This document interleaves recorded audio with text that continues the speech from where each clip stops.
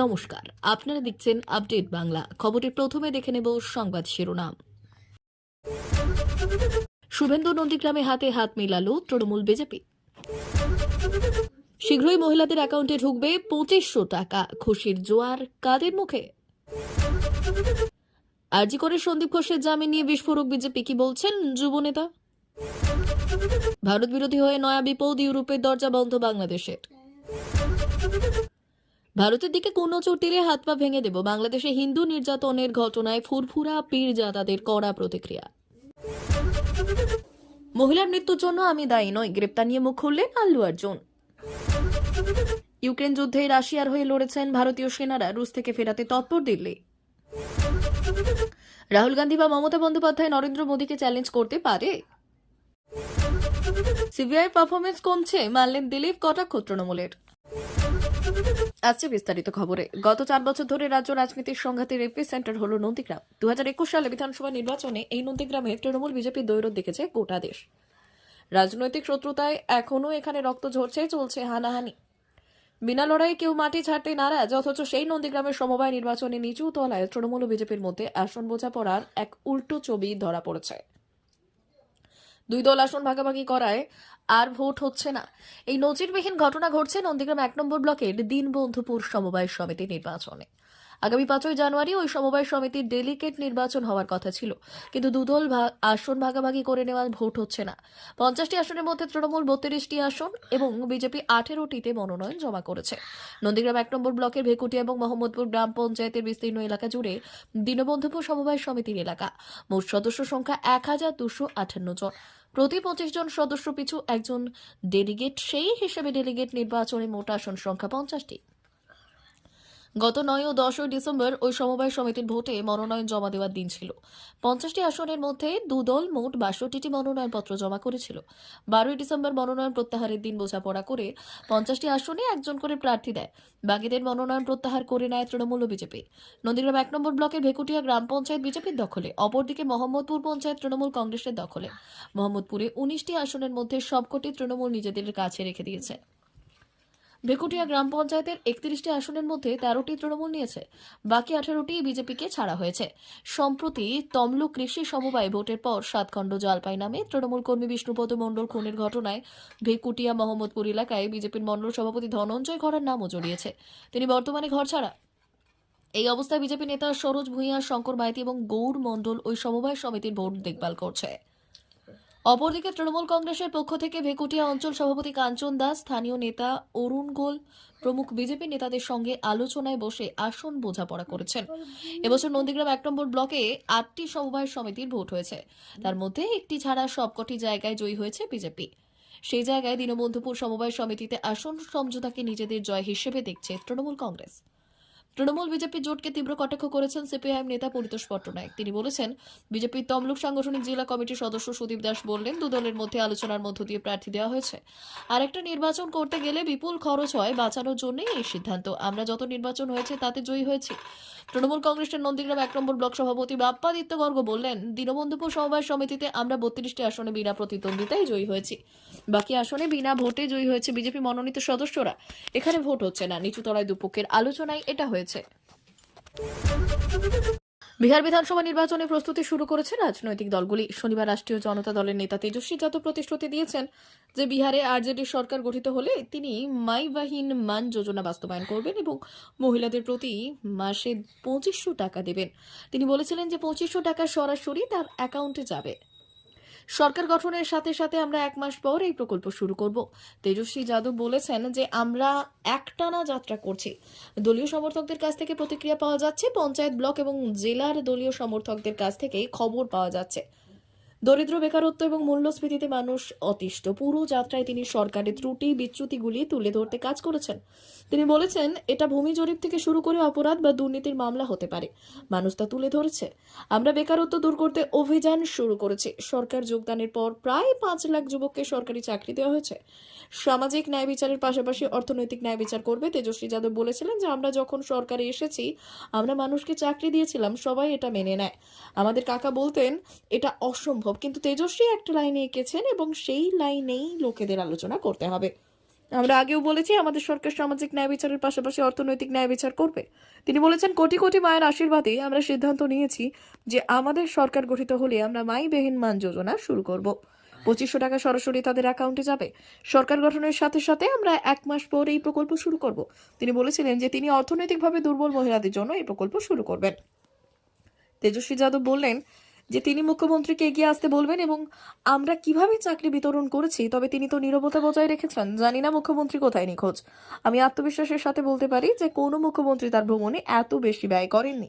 তিনি বলেছেন, নারী ক্ষমতায়ন না হলে এবং নারীদের সঙ্গে তা না থাকলে লক্ষ্য অর্জন করা যাবে না। সর্বাধিক প্রতিক্রিয়া গৃহীত হয়েছে মুদ্রাস্ফীতি সব থেকে বড় সমস্যা, এতে ভোগান্তিতে পড়ছেন নারীরা। তিনি বললেন, আমাদের সরকার গঠিত হলে সামাজিক ন্যায় বিচারের পাশাপাশি অর্থনৈতিক বিচারও করব। বিজেপি যুব নেতা তরুণ জ্যোতি তিওয়ারি টুইট করে বললেন, সিবিআইয়ের ভূমিকা নিয়ে প্রশ্ন করা উচিত। ঠিক তেমনই আরজিকর খুন এবং ধর্ষণ মামলায় আরও কিছু জনের ভূমিকা নিয়ে প্রশ্ন করা উচিত। ময়নাতদন্তের সন্তুষ্টির গুণগান গাইতে গাইতে বাম এবং অতিবামের ছানারা এমন অভিনয় করেছিল যেন তারা সত্যি ধ্বজাধারী, অথচ সেমিনার হলের পাশের ঘর ভাঙার নির্দেশে সই করা থেকে শুরু করে ময়নাতদন্তের রিপোর্ট নিয়ে গোপন চুক্তি করার ইতিহাস তাদের মুখোশ খুলে দিয়েছে। প্রশ্ন হলো, যে দুর্নীতির গুণে হাসপাতালটিকে খেয়ে ফেলেছে, সেই দুর্নীতির বিরুদ্ধে এতদিন তারা কেন চুপ ছিল? যখন ভোটার রাজনৈতিক লাভের কথা আসে তখন তাদের গলার স্বর অনেক উঁচু, কিন্তু ন্যায় বিচার চাওয়া সাধারণ মানুষের চিৎকার যেন তাদের কানে পৌঁছয় না। আর সেই আন্দোলনের সিনেমা এবং সিরিয়ালের মুখগুলো আন্দোলনের নামে ক্যামেরার সামনে ক্রান্তির ভান করলো, কিন্তু সিনেমা রিলিজের পর হঠাৎ করেই স্টারডমের ব্যস্ততা এতটাই বেড়ে গেল যে তাদের আর দেখা মেলে না। আন্দোলনের জন্য ফান্ড সংগ্রহে ডাক্তারবাবুরা নাকি বেশ কৃতিত্ব দেখিয়েছিলেন, কিন্তু সেই ফান্ডের হিসেবটা যেন গঙ্গার জলে ভেসে গেছে। আন্দোলন করো ভালো কথা, কিন্তু সেই আন্দোলন কি আদেও জনস্বার্থের জন্য নাকি নিজের পকেট ভারী করার জন্য? সিবিআইয়ের ভূমিকা নিয়ে প্রশ্ন থাকবে, কিন্তু এই বামপন্থী ডাক্তারবাবু এবং তাদের সমর্থন নির্লজ্জ নীরবতা কি জবাবদিহির ঊর্ধ্বে? আক্তার আলী যখন দুর্নীতির বিরুদ্ধে আওয়াজ তুলেছিলেন তখন তাকে দমন করার সময় বামপন্থী চিকিৎসকদের মধ্যে একটিও প্রতিবাদের সুর শোনা যায়নি, বরং তারা নিজেদের কেরিয়ারের স্বার্থে নীরবতাকে বেছে নিয়েছিলেন। দুর্নীতি নিয়ে বড় বড় বক্তৃতা দেওয়া মানুষগুলো আসলে অন্যায়ের বিরুদ্ধে দাঁড়ানোর সাহস পায়নি। সব থেকে মজার বিষয় হলো, বিজেপিকে আন্দোলনে দূরে রাখার জন্য যে নাটকীয় প্যাঁচ কষা হলো, সেটাই প্রমাণ করে যে আন্দোলনের গৌরবের থেকেও বড় ছিল রাজনৈতিক হীন স্বার্থ। তৃণমূল আর বামেদের গোপন বোঝাপড়া যেন সেই নাটকের আসল পর্দা তুলে দেয়। আন্দোলনের মঞ্চে যারা উঠেছিল তাদের বেশিরভাগ আসল লক্ষ্য ছিল নিজেদের রাজনৈতিক পুঁজি তৈরি করা। ক্রান্তি আর ন্যায়ের নামে যারা মানুষের আবেগ নিয়ে খেললো, ইতিহাস তাদের ক্ষমা করবে না। যতদিন এগোচ্ছে ততই যেন খারাপ হচ্ছে ভারতের সাথে বাংলাদেশের সম্পর্ক। ওপার বাংলায় সংখ্যালঘু হিন্দুদের ওপর অত্যাচার থেকে সন্ন্যাসী গ্রেপ্তার এবং ইস্কন ইস্যুর জেরে অশান্তিকর পরিস্থিতির সৃষ্টি হয়েছে। এরই মাঝে বাংলাদেশ থেকে কলকাতা দখলের স্লোগান উঠতেই সম্পর্ক একেবারে তলানিতে ঠেকেছে। এবার জানা যাচ্ছে, ভারত বিদ্বেষী হওয়ার ফলে আদতে বড়সড় ক্ষতির মুখে পড়তে চলেছে বাংলাদেশ। ভারতের সাথে সম্পর্ক খারাপ হতে আন্তর্জাতিক স্তরে সংকটের মুখে বাংলাদেশ। ভাবছেন কিভাবে? সবটা বুঝতে আজকের প্রতিবেদনটি শুনুন। আসলে বাংলাদেশ থেকে প্রতি বছর বহু শিক্ষার্থীরা উচ্চশিক্ষা লাভের জন্য ইউরোপ যান, কিন্তু এবার সেখানেই শুরু সমস্যা। কারণ প্রতি মাসে বর্তমানে বাংলাদেশের রাজধানী ঢাকাতে ইউরোপের মোট 13টি দেশের দূতাবাস রয়েছে, যার মধ্যে ব্রিটেন, জার্মানি, ইতালি, ফ্রান্স ইত্যাদি উল্লেখযোগ্য। কিন্তু সমস্ত দেশের দূতাবাস নেই। ফিনল্যান্ড, অস্ট্রিয়া থেকে পর্তুগাল, গ্রিসের মতো ইউরোপের বহু দেশে দূতাবাস রয়েছে। তাই এই দেশগুলিতে ভিসার আবেদন করার জন্য সব থেকে সহজ উপায় ছিল ভারতে এসে আবেদন করা। কিন্তু বর্তমানের পরিস্থিতির কারণে বাংলাদেশে থেকে ভারতে আসার ভিসা দেওয়ার পরিমাণ অনেকটাই কমেছে। খুব সীমিত সংখ্যক বাংলাদেশিরাই ভিসা পাচ্ছেন, ফলে শিক্ষার্থীরা পড়েছে সমস্যায়। দুই দেশের সম্পর্কের অবনতি হলেও বহু জিনিসের জন্য ভারতের উপরেই নির্ভর বাংলাদেশ। বিদ্যুৎ থেকে শুরু করে ভারত থেকে লরি বোঝায় চাল, আলু, পেঁয়াজ থেকে শুরু করে ডিম যায় পড়শি দেশে। এমনকি জানলে অবাক হবেন, বাংলাদেশে মেট্রোর কার্ড ছাপানোই ভারতের গুরুত্বপূর্ণ ভূমিকা আছে। ভারত থেকে টিকিট ছাপানো হয় যা ঢাকা মেট্রোতে ব্যবহার হয়। চলতি মাসের 4 তারিখ হায়দ্রাবাদের সন্ধে থিয়েটারে পুষ্পা 2 প্রিমিয়ারে আল্লু অর্জুনকে দেখতে গিয়ে পদপিষ্ট হয়ে মৃত্যু হয় এক মহিলা অনুরাগী। আর সেই অভিযোগে শুক্রবার তারকাকে গ্রেফতার করা হয়। 14 দিনের জেল হেফাজত হলেও কিছুক্ষণের মধ্যেই অন্তর্বর্তীকালীন জামিন পেয়ে যান আল্লু অর্জুন। তারপর শনিবার সকালে তিনি প্রেস মিট করেন। প্রেস মিটে আল্লু অর্জুন বললেন, আমার ওই মহিলার মৃত্যুর সঙ্গে সরাসরি কোনো সম্পর্ক নেই। আমি তখন থিয়েটারের ভেতরে পরিবারের সঙ্গে সিনেমা দেখছিলাম। ঘটনাটি সম্পূর্ণ দুর্ঘটনাবশত। আমি ওই পরিবারের জন্য অত্যন্ত দুঃখিত। আমি ব্যক্তিগতভাবে তাদের পাশে থাকবো, সে কথা আমি আগেও জানিয়েছি। যে কোনোভাবে তাদের সাহায্য করব। তিনি আরো বলেছেন, গত 20 বছর ধরে আমি এই থিয়েটারে আসছি। এর আগেও 30 বারের বেশি এই জায়গায় গিয়েছি, কিন্তু এমন কেন দুর্ঘটনা ঘটলো আমি নিজেও বুঝতে পারছি না। আর এটি সম্পূর্ণভাবে দুর্ভাগ্যজনক একটা ঘটনা। আমাদের নিয়ন্ত্রণের বাইরে থাকা উচিত নয়। এই দুর্ঘটনার জন্য আমি অত্যন্ত মর্মাহত। তারপরেই পুলিশের বক্তব্য, আল্লু অর্জুনের হঠাৎ উপস্থিতি এবং ভক্তদের উদ্দেশ্য তার হাত নেড়ে শুভেচ্ছা জানানোর কারণে সন্ধ্যা থিয়েটারের সামনে ভিড়ে চাপ বেড়ে যায়। এক পুলিশ কর্মকর্তা বললেন, তিনি গাড়ির সানরুফ থেকে বেরিয়ে জনতাকে উদ্দেশ্য করে হাত নাড়ান, যা ভক্তদের ভিড় আরও বাড়িয়ে দেয়। ইউক্রেনের যুদ্ধক্ষেত্র থেকে এবার ভারতীয় সেনাদের ফেরাতে তৎপর নয়াদিল্লি। শুক্রবার তাদের কেন্দ্রীয় বিদেশ প্রতিমন্ত্রী কীর্তিবর্ধন সিংহ লোকসভায় জানিয়ে দেন যে রাশিয়ান সেনাবাহিনীতে কর্মরত বেশিরভাগ ভারতীয়কে দেশে ফিরিয়ে আনা হয়েছে। তবে এখনও 19 জন ভারতীয় রুশ সেনাবাহিনীতে রয়েছেন। তাদের নিরাপত্তা এবং সুস্থতার বিষয়টি সরকারের নজরে রয়েছে এবং তাদের দ্রুত দেশে ফিরিয়ে আনার জন্য প্রক্রিয়া চালু রয়েছে, এমনটা জানানো হয়েছে। ভারতীয় সেনাবাহিনীর সদস্যরা, বিশেষ করে যারা বিদেশি বাহিনীতে কাজ করেন, তাদের অনেকেই বিভিন্ন দেশ বিদেশ করে রাশিয়া, মধ্যপ্রাচ্য এবং আফ্রিকার কিছু অঞ্চল কাজে নিয়োজিত হন। রাশিয়ার যুদ্ধ পরিস্থিতি এবং সামরিক পরিস্থিতির প্রেক্ষাপটে সেখানে কর্মরত ভারতীয় সেনাবাহিনীর সদস্যদের নিরাপত্তা নিয়ে উদ্বেগ তৈরি হয়েছে। বিশেষ করে ইউক্রেন যুদ্ধের কারণে রাশিয়ার সীমানায় যুদ্ধের তীব্রতা বেড়েছে এবং সেখানে ভারতের মতো বিদেশি সেনাবাহিনীর সদস্যদের উপস্থিতি নিয়ে প্রশ্ন উঠছে। কীর্তিবর্ধন সিংহের ভাষ্য অনুযায়ী ভারত সরকারের কাছে এই বিষয়টি খুবই গুরুত্ব সহকারে বিবেচিত হচ্ছে। ভারতীয় সেনাবাহিনীর সদস্যরা যেহেতু রাশিয়ার সেনাবাহিনীতে কাজ করেছিলেন, তাদের নিরাপত্তা এবং স্বার্থের বিষয়টি অত্যন্ত গুরুত্বপূর্ণ। রাশিয়ার বর্তমান পরিস্থিতির মধ্যে ভারত সরকার তাদের দ্রুত দেশে ফিরিয়ে আনতে চায়। আর এই 19 জন ভারতীয় সেনা সদস্যের মধ্যে কেউ কেউ বিশেষ প্রশিক্ষণপ্রাপ্ত এবং কিছু সংখ্যক সদস্য শস্ত্র প্রশিক্ষণে যুক্ত ছিলেন। প্রধানমন্ত্রীর নেতৃত্বে কেন্দ্রীয় সরকার এই 19 জন সদস্যের নিরাপত্তা নিশ্চিত করতে রুশ কর্তৃপক্ষের সঙ্গে যোগাযোগ স্থাপন করেছে। দেশের কূটনৈতিক চেষ্টার মাধ্যমে ভারত সরকার এই সেনা সদস্যদের দেশে ফিরিয়ে আনার প্রতিক্রিয়া ত্বরান্বিত করছে। কূটনৈতিক স্তরে বেশ কিছু আলোচনা হয়েছে এবং বিমান চলাচল সহ অন্যান্য ব্যবস্থাও তৈরি হচ্ছে, যাতে তাদের নিরাপদে দেশে ফিরিয়ে আনা সম্ভব হয়। এছাড়া ভারতীয় দূতাবাসও রাশিয়াতে ভারতীয়দের নিরাপত্তা এবং সুরক্ষার জন্য তৎপর রয়েছে। ভারতীয় দূতাবাস রাশিয়াতে অবস্থানরত ভারতীয়দের সঙ্গে যোগাযোগ রক্ষা করছে এবং তারা যাতে কোনো ধরনের বিপদের মধ্যে না পড়ে সেই ব্যবস্থা নেওয়া হচ্ছে। এই পরিস্থিতি ভারত সরকারের জন্য একটা বড় চ্যালেঞ্জ, কারণ ইউক্রেন যুদ্ধের কারণে রাশিয়া এবং ইউক্রেনের সীমান্তে যে অস্থিরতা রয়েছে, তাতে বিদেশি নাগরিকদের নিরাপত্তা নিশ্চিত করা খুবই কঠিন হয়ে পড়েছে। তবুও সরকার প্রতিশ্রুতি দিয়েছে যে তাদের যত দ্রুত সম্ভব দেশে ফিরিয়ে আনা হবে এবং প্রক্রিয়া ত্বরান্বিত করা হবে।